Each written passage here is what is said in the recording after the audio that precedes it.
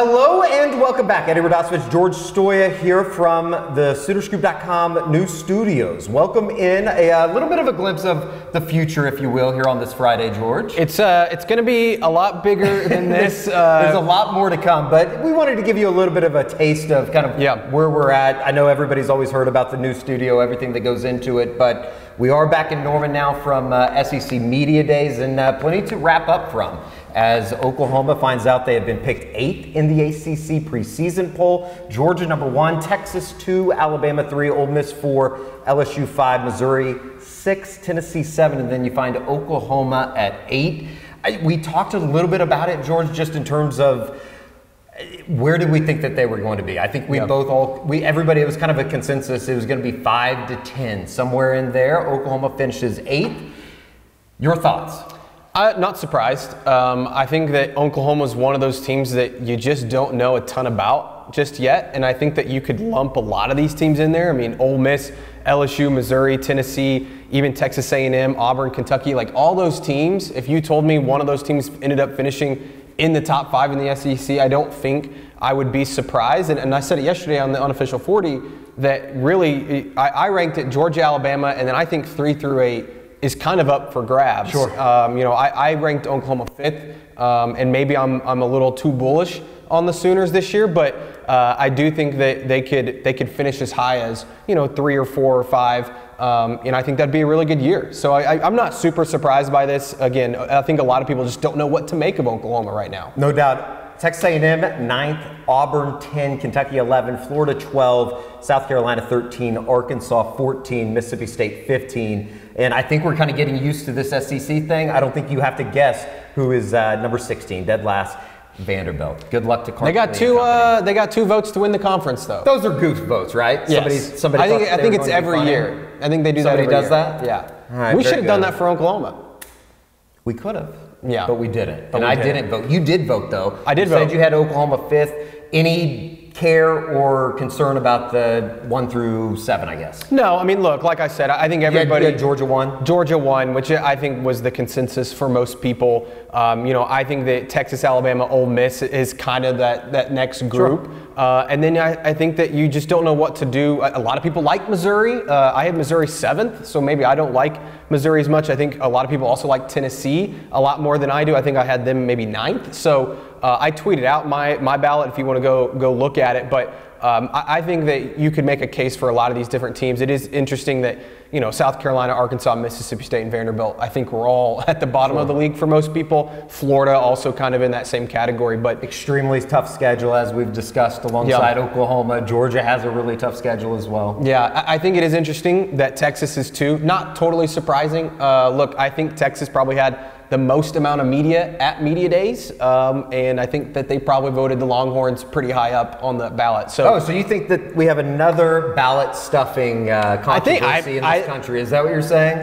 I am saying that. Right during election season. So they did release the first team All SEC, second team All SEC, third team All SEC. Danny Stutsman, Billy Bowman, both selected as first team All Defense. Yeah, I'm not surprised by Danny Stutsman, and not necessarily surprised by Billy Bowman because he deserves it. I voted both of those guys onto the first team. I just didn't know if as many people knew about Billy Bowman. Sure. It seems like everybody knows about Danny Stutsman. One of those things about the preseason teams is I think that a lot of people, they go back and they look at a lot of stats, right? Yep. And when Billy Bowman leads the country in interceptions, I'm sure that his name, maybe it is more known than we thought previously. Definitely, and I think that it helps that he was on a lot of different finalist lists last year for some awards. I know that he wasn't a finalist for the Jim Thorpe, but I think he was a semifinalist. So those sorts of things. I also know that there were several safeties that left the SEC last year, so maybe that opened the door for a guy like Billy Bowman. But good to see him on there. And then Deion Burks, third team wide receiver. I actually didn't vote Deion Burks. I voted another Sooner, right? I had Nick Anderson. I thought Nick Anderson would make one of these 3 teams. When you look at, you mentioned it,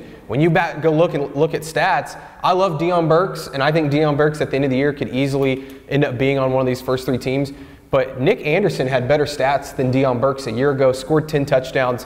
I believe that leads all wide receivers returning in the SEC this coming year. I'm a little surprised he didn't make one of the 3 teams. But again, I think that you could make that case for a lot of guys. And it's one of those things that You've got a bunch of media voting on it, and people just don't know about, I think, Oklahoma, and a lot of people know about Texas, but I think some of the new media maybe doesn't know or aren't as familiar with Oklahoma. Perhaps there will be plenty more people that are familiar with Nick Anderson as he moves into his sophomore year, a pivotal member of that Oklahoma wide receiver unit, particularly if Jalil Farouk can't go early, particularly if Andrell Anthony continues to be slowed, or his rehab. Not to say it's been slowed by any means, but Brent did say on Tuesday that maybe you're looking at that first week, the week of Temple, to try to actually get him out onto the practice field. So plenty to get into today, though, because we are completely wrapping everything up from SEC Media Day. A little bit more from Brent Venables, Danny Stutsman, Jackson Arnold, as well as Billy Bowman.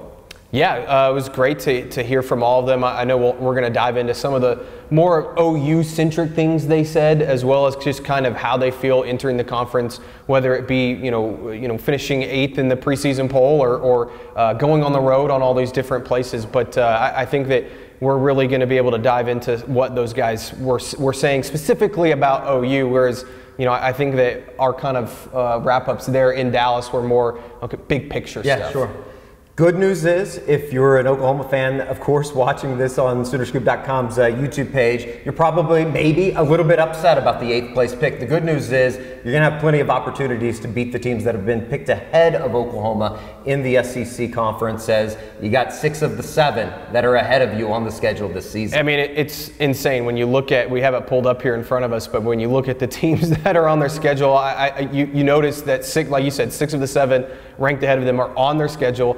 Texas only has 2 of those teams on their schedule. So I know there's been a lot made about the schedule and how difficult it is. And I think that's a lot of why people have Oklahoma ranked 8th. I think someone in my mentions made a really good point that, Oklahoma might be the 5th best team in the conference, but they have to play all these other teams that make it a lot more difficult on their schedule. So I think it's going to be really interesting, and OU has a chance, like you said, to kind of prove a lot of people wrong. 3 of those 6 games will come on the road, a place that Oklahoma, particularly over the last couple of years under Brent Venables, they've had some success. Not to say they've been awful on the road, but they have struggled at some places in some hostile environments. Well, yeah, I mean, you look at the 2 losses last year in Lawrence and in Stillwater, it just seemed to fall apart for them. Now, you could also say they played great in a crazy environment in Dallas a year ago, so how much did the road actually play a factor in those 2 losses? We'll see. And, I think the first year, obviously, there was a lot of issues on the road, whether it was the Texas Tech game and blowing that game, or the West Virginia game, which I know was a crazy game for you, Eddie. So, I think that this year, going on the road, especially when you look at those games like Auburn, Missouri, Ole Miss, these coin toss LSU, these coin flip type games, you're going to have to perform well, not turn the ball over, and play on all 3 phases of the ball. Bunch of swing games here for Tuesday. A little bit more from Brent Venables, as well as Danny Stutsman, Billy Bowman, and Jackson Arnold, talking about Oklahoma going into 2024. Again, everything's hard. Everything, the windows that you throw through are hard. The gaps that you run through are small. There's length, there's physicality, there's depth, there's speed, there's precision. And then you go experience what a road game brings to you. Again, you're not looking at half-field stadiums. You're looking at the best of the best. They're bringing it, and they understand the value of creating an intimidating, loud, difficult environment in order to operate in. And so, but it's a great opportunity is how I look at it. And but absolutely, I mean, they're all hard. I'm 16-10 as a head coach. I think 7 of the 10 losses have been by 1 score. The eighth loss was our bowl game where we had 6 turnovers. We still had a chance to win it late in the game.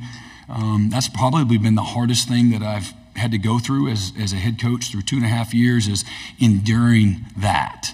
I learned a lot from it, and but I want to be on the right side of those those 1-score games. But that's what we've talked to our team and talked to the staff about, all the efficiencies. It's, certainly there's a physicality component, there's a depth component, but there's also the efficiency component. So whether that's, taking care of the football, I think we're 13-2 when we've won the turnover margin since I've been at Oklahoma, and we're 3-8 when we've tied or have been on the negative side of the turnover margin. And so everything's going to matter. So we're going to have to take care of the ball and be great in all the situationals, 3rd down, 4th down, 2-minute, 4-minute, red zone, offense, defense, can't give up touchdowns on defense, got to score touchdowns on offense, all those things. What is it going to take to win those one-possession games, to win on the road in hostile environments? And so it's going to take all three phases, clicking the right way, and then you got to hang in there and find a way to win when it counts. Obviously coming back, I knew there were some areas I needed to improve upon myself. I think you have every opportunity every single day to make the most of it.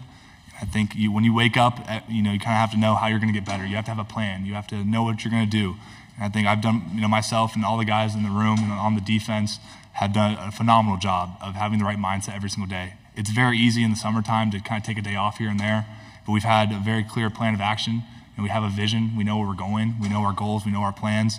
And there's been very, very few times where someone's kind of slacked off or not reached the standard.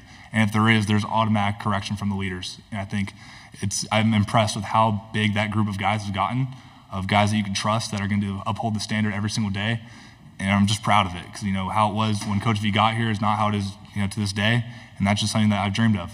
We're not going to necessarily set out any expectations. We're going to play to our standard, the standard that the University of Oklahoma has built. But being in Brent Venables' defense again is great for us. A lot of older guys coming back. That's good too. So things like that. We'll be ready to hit the ground rolling and be one of the top defenses this year. Yeah, for sure. Road games were a little difficult for us last year, and whether that was lack of focus or whatnot, whatever that was, we need to really hone in this year on. Just focus on winning those games, and not just away games too. It's home games. It's every single game we play, we got to treat every game the same. We can't just treat one game like it's Texas. We got to treat every game like it's a rivalry game, like it's Texas, and go out and compete to our best ability.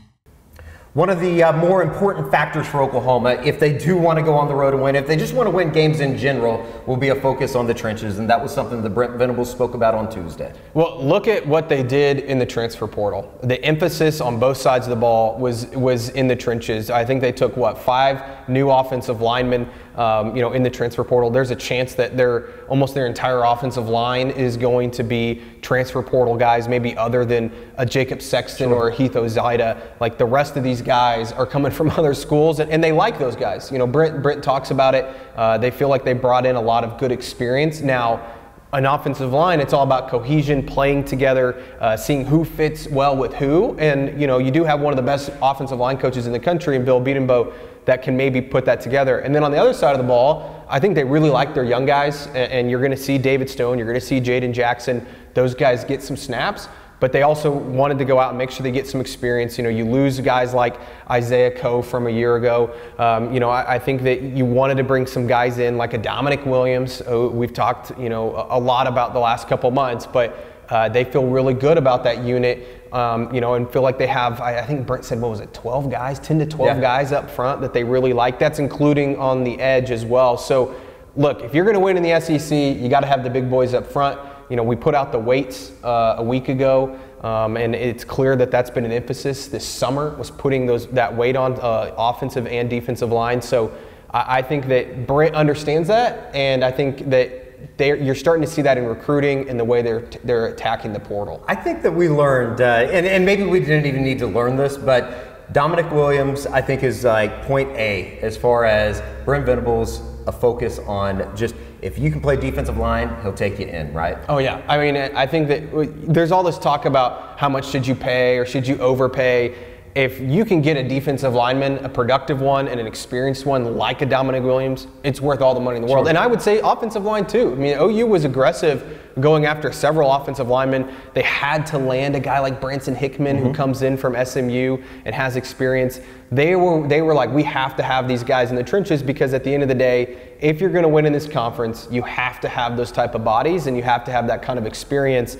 And Oklahoma, while a lot of people are kind of doubting what that looks like, especially on the offensive side, I think Oklahoma feels pretty confident that they have a group that can win them a lot of football games. Point blank period, you want to win football games in this conference, you're going to have to be good on the offensive line, you're going to have to be really good on the defensive line, and Brent Venables spoke about that while on the podium on Tuesday in Dallas. Yeah, I mean, I think we're in good shape, and we'll find out where we need to be better.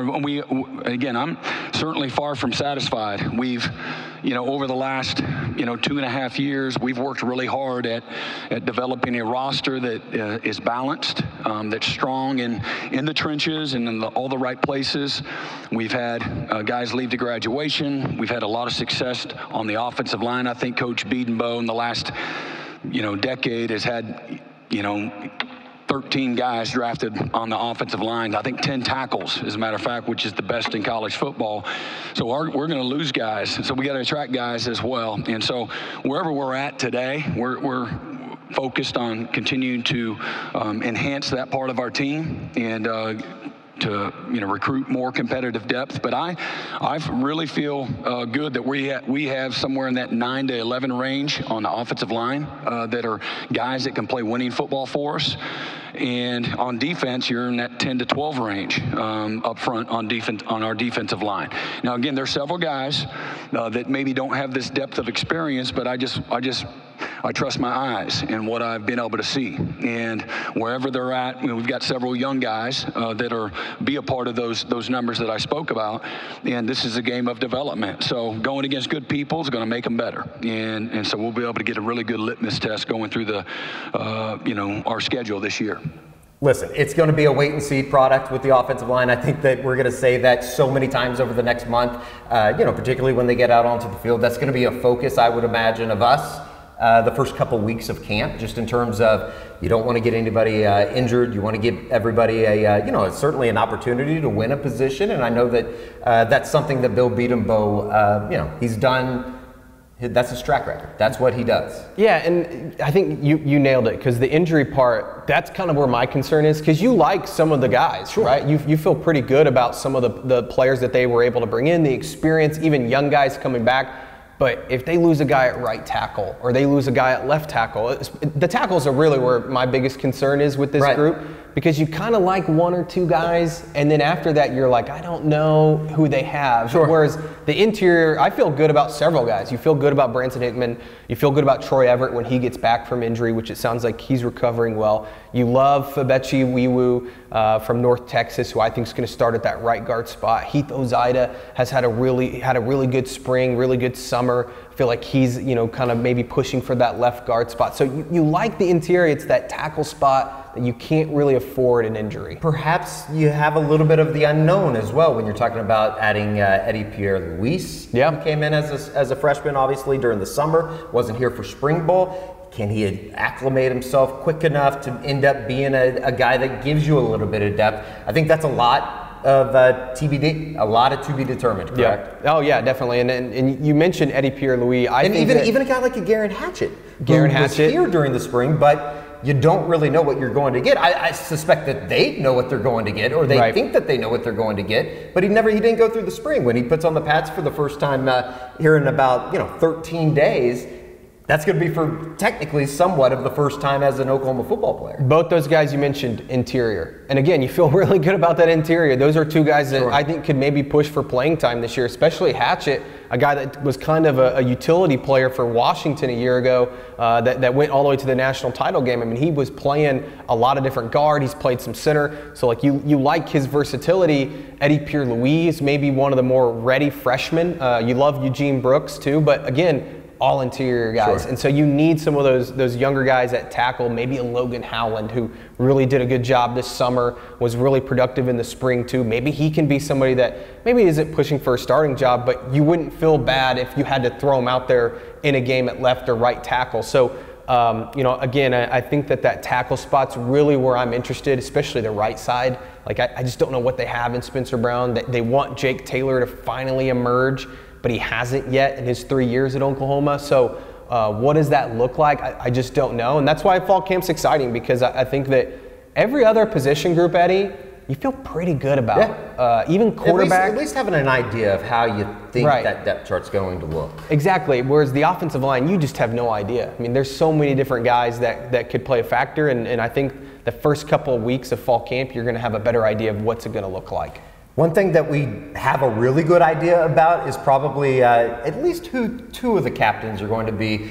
Maybe for that first game, we'll see. They do the mix and match. But I think we could certainly say by the end of the season, when Oklahoma names those team official captains, Billy Bowman and Danny Stutsman are going to be two of those guys. And they were two of the guys that Oklahoma brought down to Dallas, obviously. You had an interesting kind of back and forth, and we saw it during the spring with Billy Bowman, just in terms of, I think a lot of people over the first 3 years while he was in Norman, he's kind of seen as a little bit of a quiet guy. Yeah. But he's certainly taken on a leadership role within this team. Definitely. And I talked to his dad last week about it, and he was telling me the story about how when Brent first got to campus, he said, Billy, we need you to be more of a leader. We need you to speak up more, because he said, look, people are already following you. Like the way you work, the way that you play, people are following you, but if you speak up, more will come with you. And I think that we're seeing Billy kind of find that voice. Sure. And I think we started seeing that last year, especially when he wasn't injured all year, whereas the season before he had dealt with some injuries.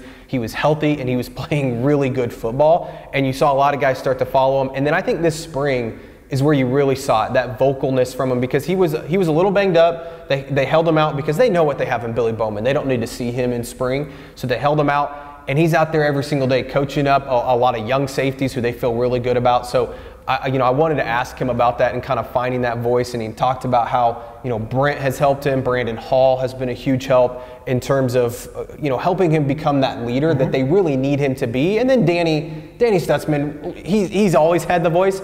But I think for him, it's more of dialing it back to where you're maybe a little bit more mature, a little bit more focused. And I think that we've seen that, especially last year. He was definitely that guy. I mean, he was the heart and soul of that football team. And I think that he, talking to him at media days, he's definitely confident in his play, but I think he's not cocky. And I think both those guys, feel really good about the way this defense is going to go. And I think them both deciding to come back, we've talked about it time and again, just huge from on the field standpoint, but also off the field in terms of what culture they want to build in Norman. Here is Billy Bowman as well as Danny Stutsman talking a little bit more on leadership with George's Q&A with Billy on Tuesday, and then Danny as well talking about it during the breakout session at SEC Media Day. Most importantly, I lead by example. I pride myself on doing the right things, being the first guy in everything I do. So when those things, when other people see those things, and from a guy who necessarily, I don't talk as much, but when I talk, I have a point and I'm trying to get it across, you take it seriously. So just having a different type of attitude, mindset, and leading by example is how I like to lead. Watching you at spring practice, it seems like you've really found your voice as a leader. It's almost like you were another coach back there. How have you maybe grown in that area from where you were a freshman, and how has maybe Brent and Brandon Hall helped you find that voice? Yeah, being able to just coach in spring ball, I feel like it helped me a lot, because it allowed me to sit back and it allowed me to see football in a different perspective, in the coach's perspective, seeing things that, I necessarily wouldn't see if I'm on the field, even that's with my teammates, seeing how my teammates react, how they communicate, all that type of stuff, it really opens your eyes when you're not out there and you're just coaching. Really kind of be like a mini Coach Venables. When all the coaches can't be there constantly. So far this summer, past few years, I'm running the meetings. I'm teaching those young guys, getting the DBs ready, getting the secondary. If the D lineman has questions, I want them to be able to come to me. They don't have to call Coach Bates and kind of figure that thing out. I want to be a resource for them. I want to have that knowledge where I'm a little, kind of a defense coordinator when I'm on that field. How much has Brent maybe asked you to step up as a leader? I mean, inviting you to something like this. I mean, how much have you leaned on Brent in helping you kind of grow into that? Yeah, Coach Venables, probably the best head coach I've ever played for. But one thing that he's harped on the passage is being more of a vocal guy, because people will listen when you speak. And so that's something that I've definitely tried to improve on, is being more vocal. And just being the best leader I can. This is kind of the first time that I can remember that Oklahoma, they've had leaders in the past, obviously, with some of the late Riley teams. I mean, everybody looked at Baker, obviously. That was but these guys being on the defensive side of the ball, maybe it's a little bit of a change that Oklahoma needed in a certain way. Well, it's the culture that Brent wants to build, right? Right. He wants to build a defensive. 100%. He wants to build a defensive football team, and that's not to say the offense doesn't matter. I think it was very telling that he brought Jackson Arnold to media days. I think that he trusts that side of the ball, but he wants to build his program on a defensive culture, and I think that when you look at Billy Bowman and Danny Stutsman, them sticking it out these 4 years after Lincoln Riley leaves and becoming the players that a lot of people didn't know if they could become under Brent Venables, I think speaks to the culture. And again, we'll see how this season plays out. But to a certain extent, you're talking about, like, and I guess maybe this is just what it is. You're talking about leaving a legacy in Oklahoma, and particularly for these two guys. As you enter into the SEC, I think everybody is well aware how important a season like this is for Oklahoma going into a new conference. And, you know, if nothing else, I think both of those guys are going to be remembered quite fondly at Oklahoma, and particularly if you could see a Billy Bowman become a Jim Thorpe finalist, or if you see Danny Stutsman become a Bupkis finalist, or if they were both to win those awards, you're really starting to talk about legacy. I'm guessing that at the end of the year, they're gonna be co-winners of the, what is it, the Don Key Award? Yeah, sure. I would assume that those two guys. You could probably even put Woody Washington in. Woody Washington coming back as well. I think that that those guys definitely kind of epitomize what Brent Venables wants to build here, and he talked about it in Dallas about trying to build something that's sustainable, and to do that you have to have guys like a Danny Stutsman and Billy Bowman come back to Oklahoma. And so you know, I think again, we'll see how the season plays out. Mm-hmm. The schedule is extremely tough, like we mentioned at the top of the show, but I think that you feel a little, I mean, could you imagine the way we'd be talking about this football team if these two guys didn't come back? There'd be a lot of question marks. I mean, there'd be a lot of question marks, and I don't think that you'd see Oklahoma in the 8th spot in the preseason poll. They would be much further down. You could very well be 8th in this conference and maybe be a top 15 team by the end of the year. I know that's crazy to say, but we're kind of SEC homers now, and that's what the narrative that we have to push. You're not wrong, and I just, again, I think a lot of these teams are going to be very good. Yeah. And at some point, Oklahoma has to win. I think it's those first couple games in the SEC. Sure. That Tennessee and Auburn game. If you could somehow get September 21 and September 28th have, like, since maybe Tuesday, Wednesday to me over the last couple of days, I think those are two of the most important dates on the schedule. Definitely, because look, if you can get to 5-0. Head into Dallas, you're feeling really good about yourself, because then on the back half of the schedule, you really just need to split those games, and you got a chance to go 9-3. And we've said it all along, I'm pretty sure 9-3 is going to get them into the playoff, which would be a huge success. So I think those first two games, and again, I don't really know what to make of Tennessee and Auburn, and I think this poll kind of says the same thing, is people don't know kind of where to put that, 3 through 10, type of teams. Where do you put them? I think that it's kind of up for grabs. And of course, LSU, Ole Miss, they're all on the schedule for you out there, folks. But welcome back into what is going to be our new home. It's going to be much more extravagant, but the view on the Campus Corner will definitely be here. The desk will be much bigger. Absolutely. Much bigger. A little bit of a work in progress, but hopefully we're going to get that all started once Oklahoma certainly gets into conference play possibly, and it's going to be a lot of fun. We're going to have a lot of really good content coming out of here on the Soonerscoop.com studio, Campus Corner studio. It's going to be awesome. It's going to be sweet. I know Kerry's been working hard on it. I think he's got all the wires ready to go. Is that right, Kerry? Somewhat. He's shaking his head somewhat. We're going to get there, though, but it's going to be an exciting football season, maybe one of the more important football seasons for the University of Oklahoma as they make this move into the SEC. And guess what? That's going to wrap up SEC Media Day, because I think we're both kind of exhausted of things to talk about just from that. There just wasn't a lot. There wasn't a ton that come out of it. Not new stuff. Yeah, there wasn't a ton of new stuff. A lot of big picture. Sure. A lot of Oklahoma saying, hey, we think that we can be pretty good, even though no one else thinks that. Other than that, I think everybody's ready for fall camp. I'm ready to dive into some of the position battles and all that. I know we also have next week coming up our SEC previews. Yes, very excited for that. I think that'll start on Monday. We had a bunch of conversations with all 8 other sites and or people, beat writers that cover the teams that Oklahoma will be playing, kind of previewing each team day by day basis over the course of 8 days to see kind of where Oklahoma stacks up with everything. So it's going to be a lot of fun to see that, as you said, unveiled on Monday. So that's going to do it. That's going to be the wrap up from SEC Media Days. For George Stoia, I'm Eddie Radosevich. We'll see you right back here on the Soonerscoop.com YouTube page.